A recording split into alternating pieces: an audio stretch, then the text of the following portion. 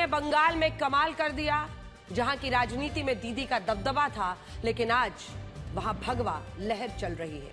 जिस बीजेपी को बंगाल में अपना खाता खोलने के लिए 36 साल लग गए, वो खाता खोलने के बाद अगले 10 सालों में 200 के पार पहुंच गई। ये कोई तुक्का नहीं, बल्कि अमित शाह की वो बिसात थी जिसने ममता बनर्जी के अभेद्य किले की ईंट से ईंट बजा दी। बीजेपी ने सबसे पहले वार किया ममता के सबसे बड़े आर्थिक तंत्र यानी सिंडिकेट पर। इसमें सबसे बड़ा खेल था कैटल स्मगलिंग का। गायें सीमा पर बांग्लादेश भेजी जा रही थी। बीजेपी ने न केवल केंद्रीय एजेंसियों का इस्तेमाल करके इन बड़े तस्करों को सलाखों के पीछे पहुंचाया, बल्कि एक बड़ा मास्टर स्ट्रोक खेलते हुए बीएसएफ के अधिकार क्षेत्र को 15 किलोमीटर से बढ़ाकर 50 किलोमीटर कर दिया। इसी सिंडिकेट को तोड़कर बीजेपी ने हिंदू वोटों को एकजुट किया। योगी आदित्यनाथ ने ना गौ माता को कटने देंगे, ना हिंदुओं को बंटने देंगे का नारा दिया। बीजेपी ने साफ कर दिया कि उन्हें मुस्लिम तुष्टीकरण की राजनीति नहीं चाहिए, उन्हें सिर्फ हिंदू वोटों का साथ चाहिए। ममता बनर्जी ने जिस मथुआ समुदाय को अपना वोट बैंक माना था, बीजेपी ने उसी की नब्ज पकड़ ली। गृह मंत्री अमित शाह ने सीएए का दांव खेल दिया। मथुआ समुदाय को नागरिकता देकर इस समुदाय को अपने पाले में ही कर लिया। ममता बनर्जी कभी तंज में पूछती थी कि अमित शाह कौन है, आज उन्हें जवाब मिल गया। 2014 में से अमित शाह चुपचाप बंगाल की जमीन तैयार कर रहे थे और उन्हें साथ मिला शुभेंदु अधिकारी का। वही शुभेंदु जिन्होंने कभी टीएमसी को खड़ा करने के लिए अपना खून पसीना बहाया था, आज उन्होंने ही ममता की सत्ता को जड़ से उखाड़ने की कसम खाई, उसे पूरा कर दिखाया।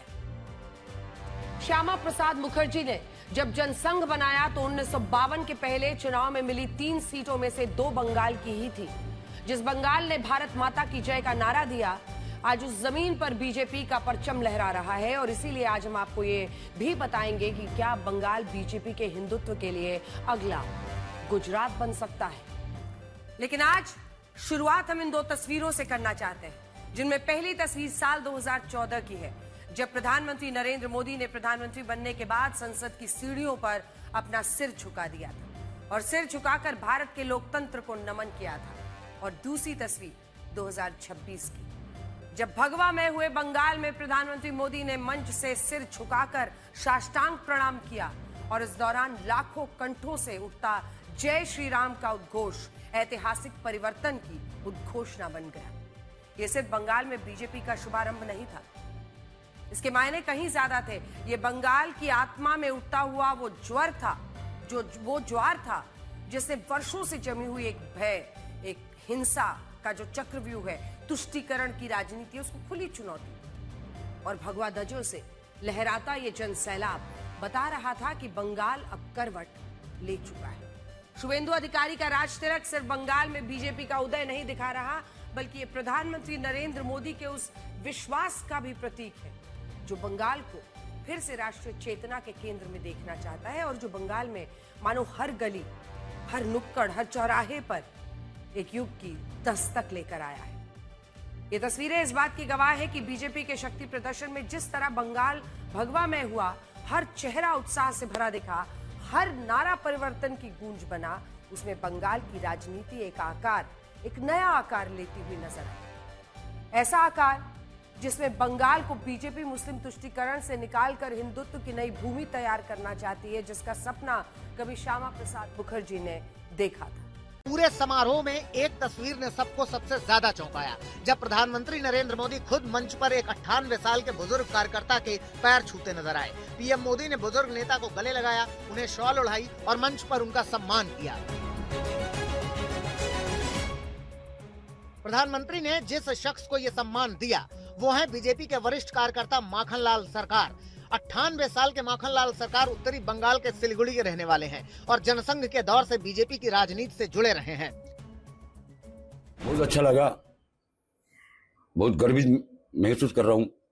हम लोग का परिवार इस जगह से बाबा दार्जिलिंग जिला का 25 प्रेसिडेंट से बीजेपी का, उस जमाने से पहले श्यामा प्रसाद मुखर्जी के साथ बाबा काम किया, बाबा अटल बिहारी वाजपेयी के साथ काम किया, बाबा लालबानी जी के साथ काम किया, बाबा सुषमा स्वराज के साथ काम किया। छोटा बड़ा से देखा बाबा, ये जनसंघों का आरएसएस का ही था आदमी। वो आरएसएस का जो मैदान में होता था, पैरेड उरेड बाबा जाता था, यही देखा। बाबा बहुत कष्ट करके हम लोगों को मनुष्य किया, अभी भी बाबा कष्ट ही कर रहा है। बार बार कहा गया था कि उनके कार्यकर्ताओं की बलिदान, उनके कार्यकर्ताओं का सैक्रिफाइस उनको आज इस मुकाम तक ले आया। माखनलाल सरकार, जिनके बारे में शायद ही आज की तारीख में कोई चर्चा करता हो, लेकिन प्रधानमंत्री ने माखनलाल सरकार को याद रखा, उन्हें इनवाइट किया, उन्हें न्योता दिया, अपने मंच पे बुलाया, उनके पांव छुआ, क्योंकि ये माखनलाल सरकार वो शख्स है जो श्यामा प्रसाद मुखर्जी के साथ काम कर चुके हैं और स्वतंत्र आंदोलन में उनका एक अहम भूमिका भी रहा है। और सिर्फ यही नहीं, जब पश्चिम बंगाल में आरएसएस क्या कोई शाखा संगठन उस लिहाज से नहीं था, तब ये माखनलाल सरकार अकेले भगवा झंडे को लेकर चारों ओर घूमते थे और उन्हें कई बार राजनीतिक दलों ने उन्हें राजनीतिक तरीके से उन्हें शिकार बनाया, उन्हें जेल तक जाना पड़ा। बंगाल चुनाव में हिंसा का एक लंबा दौर चला है, जिसमें बीजेपी कार्यकर्ताओं की जान का जिक्र बीजेपी लगातार करती रही है। ऐसे में पीएम मोदी ने चुनावी हिंसा में मारे गए बीजेपी कार्यकर्ताओं देवाशीष मंडल, सौमित्र घोषाल और आनंद पाल के परिवारों से मुलाकात की। तमाम उम्मीदें इस सरकार से जुड़ी हैं। लोगों की भावनाएं शपथ ग्रहण में दिखाई दी, जहां अब चुनौती जनता की उम्मीदों पर खरा उतरने की है। शुभेंदु अधिकारी नए मुख्यमंत्री बने पश्चिम बंगाल के। भगवा पूरा मंच सजा हुआ था, उन्होंने वस्त्र भी वैसे पहने थे, प्रधानमंत्री ने साष्टांग किया और पूरा एनडीए का कुनबा मंच पर मौजूद था, मानो एक बड़े शक्ति प्रदर्शन के तौर पर, मानो नई जमीन पर अपनी सत्ता हासिल करने का एक मुहर लगाने के लिए। हमने बातचीत की है। नई नवेली मंत्री बनी, आसनसोल दक्षिण से विधायक मंत्री बन गई हैं अग्निमित्रा पॉल। देखिए, बीजेपी की फायर ब्रांड लीडर और 2 बार की एमएलए आसनसोल दक्षिण से अग्निमित्रा पॉल जी हमारे साथ जुड़ रही हैं। पहले तो मैम आपको बहुत बहुत बधाई। बहुत सारा इस बार भी खबरें आई कि किस तरह से भिड़ंत की स्थिति टीएमसी बीजेपी के बीच में थी आप लोगों के लिए इस चुनाव में, और लंबे वक्त से आप बीजेपी के साथ टिकी हुई हैं। एक तो बीजेपी का कार्यकर्ता होकर पश्चिम बंगाल में लड़ना कितना बड़ा चैलेंज था आपके लिए, जिन मुश्किलों का आपने सामने किया वो बताइए, और इस जीत का अर्थ क्या है, इस जीत का अर्थ क्या है आपके लिए पश्चिम बंगाल में? देखिए, पहले तो इलेक्शन लड़ना बहुत बहुत बंगाल में मुश्किल की बात है, और इलेक्शन में तो ठीक है, इलेक्शन कमीशन रहता है। इस बार तो इस बार का इलेक्शन जैसा हम लोग कभी देखे नहीं है, लेकिन बंगाल में भाजपा को काम करना इतना साल बहुत मुश्किल की बात है। विधानसभा का अंदर आप विधायक हो, आपका माइक बंद कर दिया जाता है। अपना असेंबली में जब जाएंगे, असेंबली में जा रहे, डोर टू डोर कर रहे, तब टीएमसी का कैडर आके आपको अपमान करेंगे, हैकल करेंगे, और मेरे साथ ये बहुत बार हुआ है। काम करने एमएलए फंड से जो पैसा हम लोग को मिलता है, जो हमारा अधिकार है, उसमें डिले किया जाता है। तो ऐसा बहुत सारा, इसके ऊपर तो जैसे हम तो डिजाइनर होके हम आए हैं, और मेरे नाम में मर्डर केस है, मेरे नाम में आर्म्स केस है। तो एक क्या बोले, कोई भी कार्यकर्ता के लिए, भाजपा कार्यकर्ता के लिए पश्चिम बंगाल में ये टीएमसी रेजिम में काम करना बहुत ही मुश्किल था। और आज जब सरकार आ गया है तो अभी भी विश्वास नहीं हो रहा है। आज हम आपको कटुता की वो कहानी भी बताना चाहते हैं जिसने शुभेंदु अधिकारी और ममता बनर्जी के बीच सबसे कट्टर राजनीतिक दुश्मनी की एक नींव रख दी। एक जमाना था जब शुभेंदु अधिकारी ममता बनर्जी के सबसे भरोसेमंद हुआ करते थे।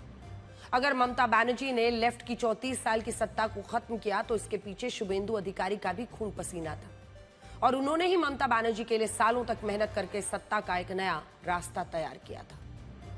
लेकिन बाद में यही शुभेंदु अधिकारी ममता बनर्जी के खिलाफ दीवार बनकर खड़े हो गए, और जिस सत्ता को कभी उन्होंने अपने खून पसीने से सींचा था, उसे ही उन्होंने उखाड़ फेंकने का काम किया।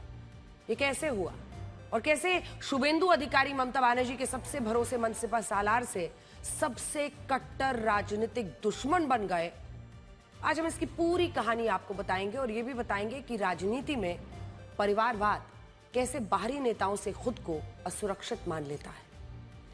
ये पूरी कहानी शुरू होती है साल 1989 में, 1989, जब पश्चिम बंगाल में लेफ्ट सरकार का एक छत्र राज था। स्थिति ये थी कि इंदिरा गांधी और राजीव गांधी भी अपने दौर में लेफ्ट के एक छत्र राज को हिला ही नहीं पाए। तब उसी दौर में शुभेंदु अधिकारी का बंगाल की राजनीति में प्रवेश हुआ और वो कांग्रेस की छात्र परिषद के सदस्य बने। कांग्रेस में शामिल होने का कारण यह था कि शुभेंदु अधिकारी के पिता शिशिर अधिकारी कांग्रेस के एक बड़े नेता थे, एक बड़े प्रभावशाली नेता थे और यूपीए की सरकार में ग्रामीण विकास राज्य मंत्री भी वो रह चुके हैं।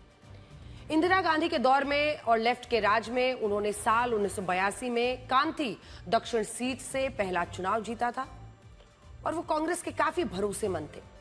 हालांकि साल 1998 में जब ममता बनर्जी ने कांग्रेस से अलग होकर अपनी पार्टी बनाई, तब शुभेंदु अधिकारी परिवार जो है, अधिकारी परिवार ही कह लीजिए, टीएमसी में एक साथ शामिल हो गया।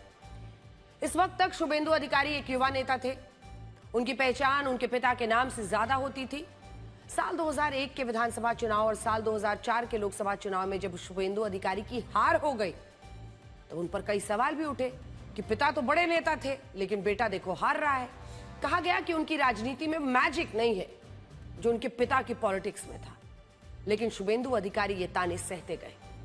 इसके बाद आया साल 2006 और इस बार शुभेंदु अधिकारी ने अपना तीसरा चुनाव लड़ा और इस बार भी वो 8,500 वोटों से जीत गए।